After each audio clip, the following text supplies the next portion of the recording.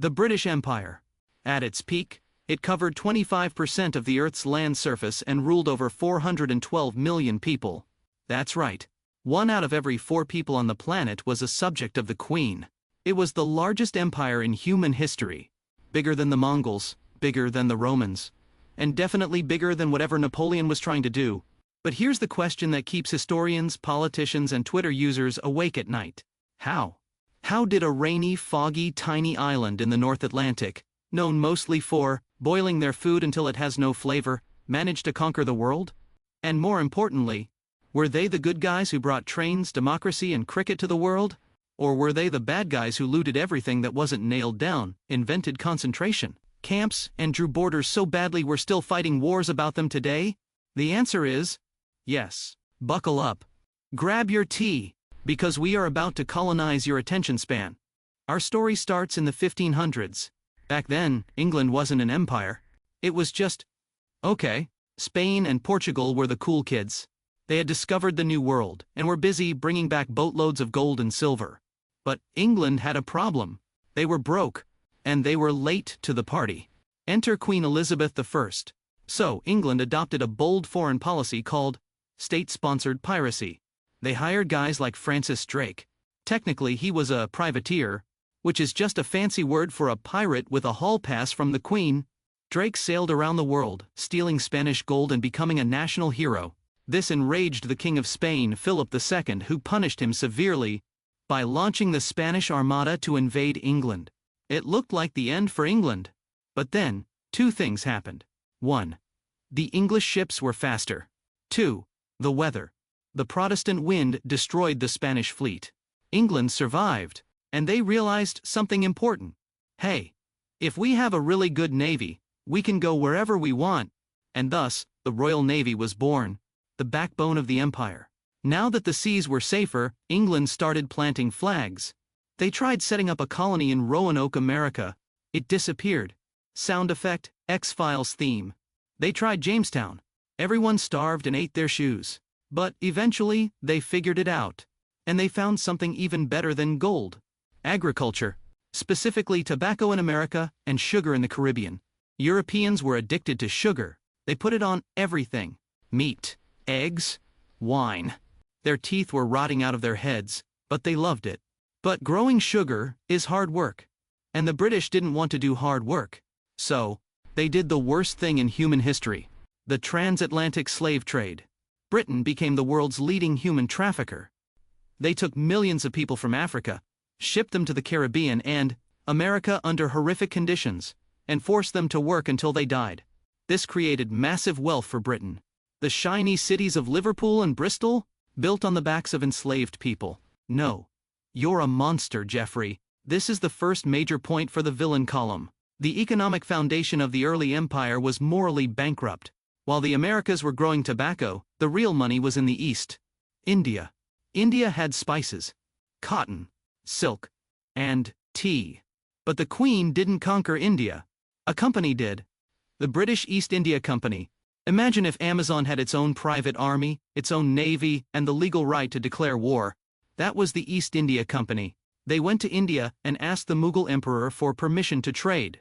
Over the next 100 years, the EIC used a strategy called divide and conquer. They saw that Indian princes were fighting each other, so the British would go to Prince A. Prince A destroys Prince B, but now Prince A owes the British money for the guns. He can't pay, so the British take his land instead. Repeat this 500 times, and suddenly, a private corporation owns all of India. They taxed the locals into poverty, forced them to grow opium instead of food, and caused massive famines. When the people of Bengal starved in 1770, killing millions, the EIC actually increased taxes to keep profits up. Capitalism at its finest. Sarcasm. Back in the West, things were getting awkward. Britain had just fought a huge war with France, the 7 Years' War, to protect the American colonies. Wars are expensive. Britain was broke. Again. The Americans threw the tea in the ocean. This is why Americans drink coffee today. It's a spite beverage. Long story short, the Americans declared independence. France helped them because France hates Britain. And Britain lost. This was a disaster. The First British Empire was over. Most countries would have quit. But Britain was like a toxic ex-boyfriend. They didn't stop, they just found a new hobby. Since they couldn't send criminals to America anymore, they needed a new prison. Hello, Australia. And with that, the focus shifted east. The Second British Empire began. And this one was going to be on steroids. It's the 19th century. And Britain has unlocked a cheat code, the Industrial Revolution. While everyone else was still farming with cows, Britain was building steam engines, factories, and machine guns. This created the Pax Britannica, British peace, which basically meant Britain is so much stronger than everyone else that nobody dares to attack them. Queen Victoria takes the throne. She becomes the grandmother of Europe. The British Navy controlled all the oceans. The British banks controlled the global economy. The British telegraph cables controlled information. If you wanted to ship something from China to Brazil, you probably paid a British insurance company. On a British ship, protected by a British cannon, they literally set the time. Greenwich Mean Time, GMT, because when you rule the world, the day starts when you say it starts. Now, let's look at the civilizer argument.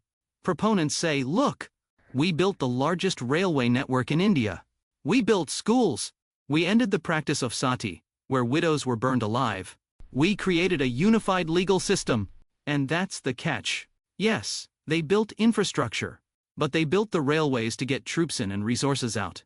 They didn't build them for the local summer holidays. They forced open markets. Example, China.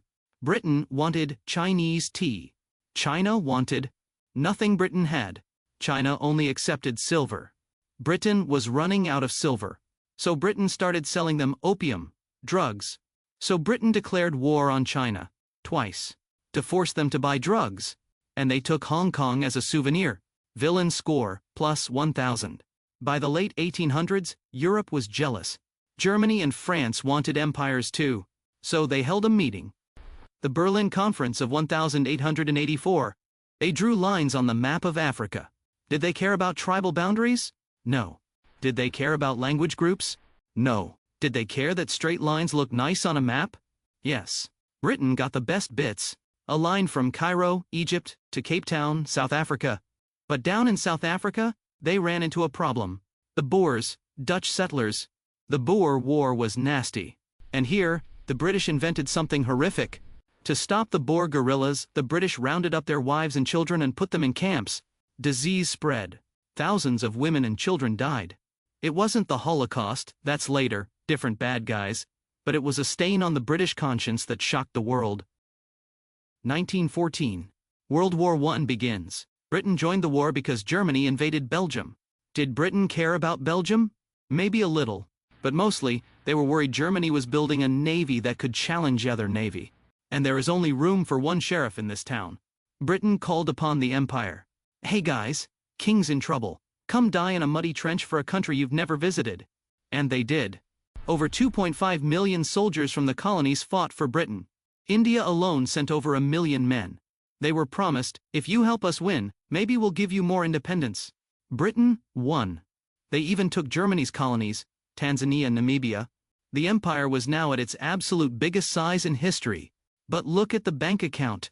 War is expensive. Britain had borrowed massive amounts of money from the United States. They were technically the winner, but they were exhausted. And those colonies? They were waiting for that independence they were promised. In India, people were asking, hey, about that freedom? Britain replied, new phone, who dis? Tensions rose. In 1919, in the city of Amritsar, a British general named Dyer ordered his troops to fire into a crowd of unarmed protesters. Men, women, children. They blocked the exits and kept firing until they ran out of bullets. The Amritsar Massacre changed everything. Before this, many Indians thought the British were strict but fair. After this, the mask was off. Enter the skinny guy in the loincloth. Mahatma Gandhi introduced non-violent resistance. Boycott British goods. Make your own salt. Don't pay taxes. It was a PR nightmare for Britain. How do you fight a guy who refuses to fight back and just starves himself? If you kill him, he becomes a martyr. If you let him live, he wins. Britain was trapped. Just as Britain was dealing with Gandhi, the sequel dropped. World War II. This time, the stakes were survival. Winston Churchill takes charge. Churchill is a complicated figure. To the British and Americans, He's the hero who stopped the Nazis. To the Indians? Not so much. In 1943, there was a famine in Bengal. Millions were starving. When asked to send food, Churchill allegedly asked why Gandhi hadn't died yet and blamed Indians for breeding like rabbits. Millions died. Villain score plus 500. Britain won again, but this time, the country was destroyed. Cities bombed. Industry shattered. And the United States, the new rich kid, and the Soviet Union, the scary buff kid, were now the superpowers.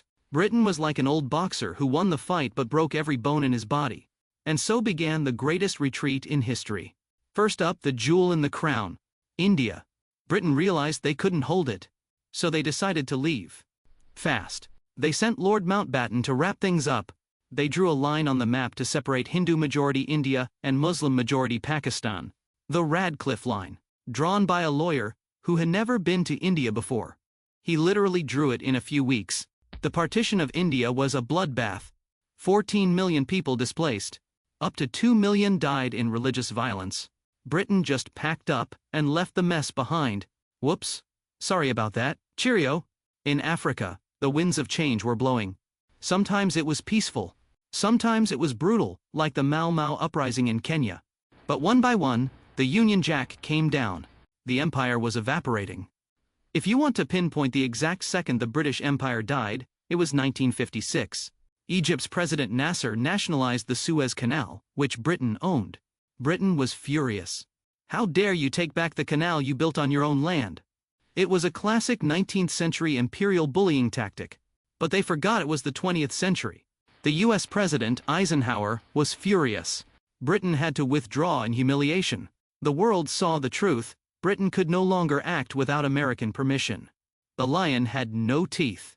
The empire was officially over. So, we return to the big question. Civilizers or villains? Let's look at the defense. The truth is, empires are messy. The British Empire wasn't a monolith. It lasted 400 years. It included abolitionists who fought to end slavery after starting it. It included doctors who cured diseases after spreading them. It was a machine designed to extract wealth. Sometimes that machine built a railway. Sometimes it built a famine. Was it the evil empire? Maybe.